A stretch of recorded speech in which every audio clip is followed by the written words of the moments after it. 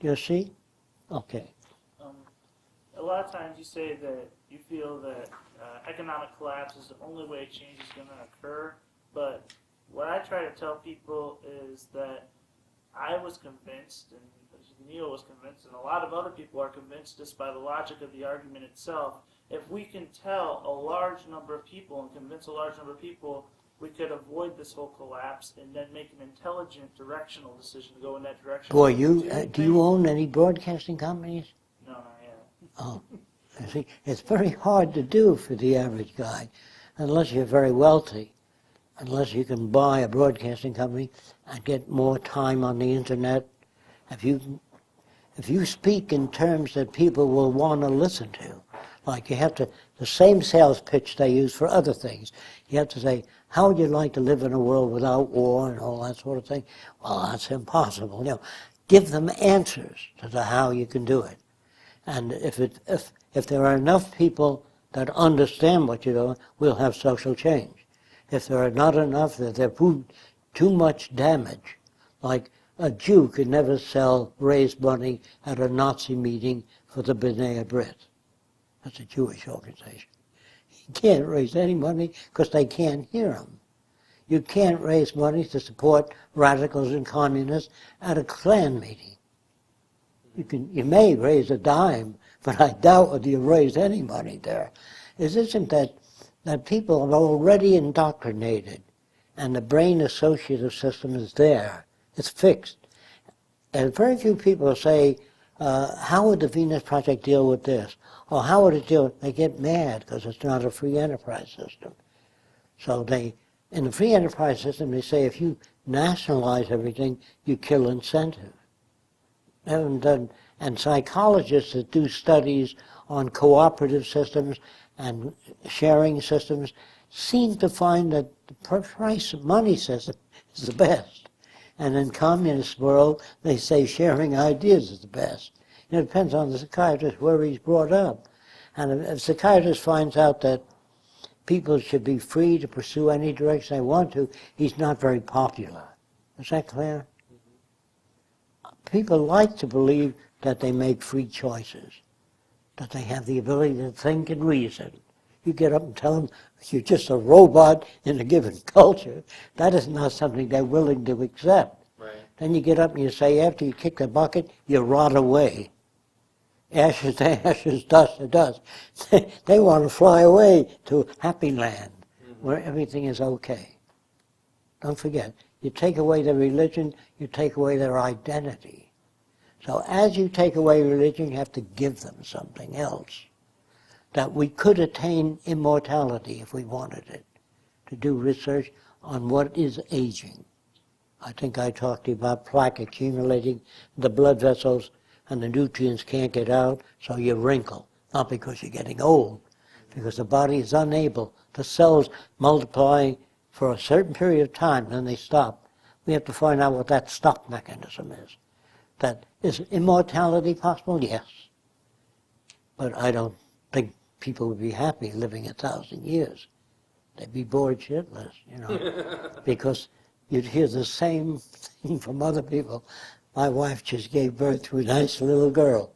You heard that for thousands of years, So I think that people will change in the future.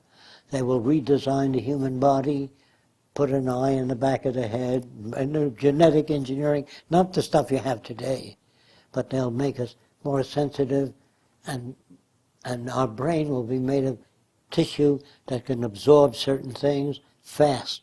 You won't have to read a book 4 or 5 times.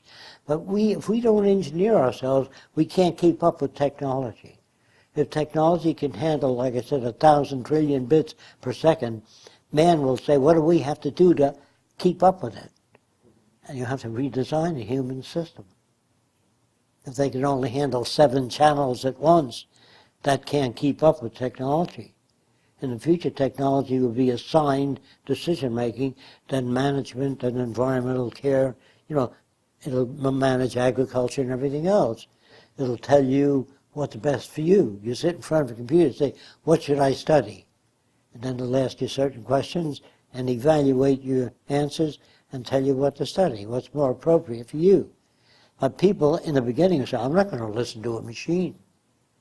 When you can't tell the difference, whether you're talking to a computer or a machine, then it means you've attained that state. But you will have a machine person that looks like a normal person, and when he'd be a psychiatrist in the future. And when you tell him your problems, his eyebrows would move at the right angle. Everything. Is that right? Your dad did that to you? How horrible. All the facial expressions that you need to understand. But Fresco may not have that, but you can design machines when a person says, I come from the Arab world. It'll talk to him in his terms, in his values, with the same, and it'll look like an Arab. Do you understand what I'm saying? Because we are inclined not to listen to people that are not like us. So there's a lot of problems up ahead. We're not sane yet. None of us, because we're brought up in a given environment. And we use the old language. I have to use it to speak to people. I can't say, I'll see you at sunrise, because I know the earth rotates in the direction of the sun. The sun doesn't rise. We haven't changed and updated our language for hundreds of years. So how can you expect to talk to people or communicate if they haven't updated their language? If guys, it's all within people. People are basically good. All they have to do is choose to be good. You know, they're basically good. They're basically nothing. They can kill people or not kill people, depends on the way you raise them. Does that make sense? Yeah. I don't. People are not basically good or bad. They're nothing. They can be trained to kill Eskimos or Jews or Swedes or anything. I'm trying to get to is I'm just trying to get to. I want to convince. I want everybody out there, the camera to know. I want to work on things right now. I don't want to wait for a collapse. I think we should. I don't ask you to work on things, but don't use straight logic with people. Try to find out where they're at and come at them as best you can, utilizing their values, and take them. Now, you might meet some people that'll take 4 years to change, some 20 years. Skip them, move on. It doesn't take everybody to make a wonderful world. I would say all the technology that we have today is probably based on the work of 50 people, not millions of people. You don't have to convince everybody. You have to convince the upper middle class and the educated people. They're more apt to understand it. I don't say they're better. They're more apt to understand it. Yeah. I don't have a broadcasting station, but if I could convince one broadcasting person to discuss message, you think there is a possibility, hope that we could reach enough people, if we reach the right people? If you do that, and it doesn't serve the interests of the broadcasting company, they have the power to ridicule you from 100 different points. And you don't meet your opposition on TV and have a one-to-one discussion. They'll have 20 people that are against you. It's very difficult unless you control NBC. I thought years ago the Russians should have bought NBC. Everything is for sale, and they could have pitched if they wanted communism. Everything in America is for sale, by the way. We're selling to the Spaniards many of our bridges. Did you know that, to Spain? Toll bridges. So the Spanish, our government is selling the bridges that the public paid for because they need money.